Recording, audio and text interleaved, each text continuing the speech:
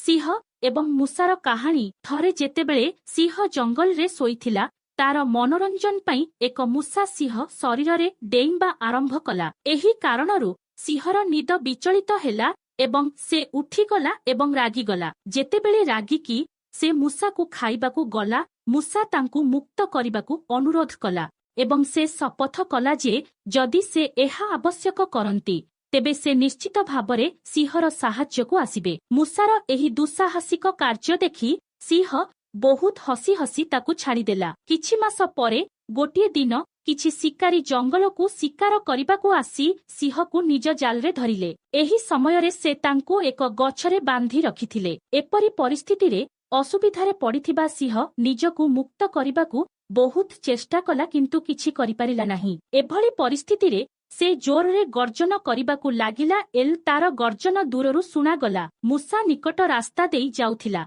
एवं सिंहर गर्जन शुणी एहा अनुभव कला जे सिंह असुविधारे पड़िछि। मूसा सिंह पाखरे पहुंचिबा मात्रे तुरंत निजर तीक्ष्ण दांतरे जाल काटिबा आरंभ कला एवं एही कारणरू सिंह किछि समय परे मुक्त होइगला एवं मूसाकू धन्यवाद देला। परे दुहे एकाठी जंगल आड़कू चलीगले।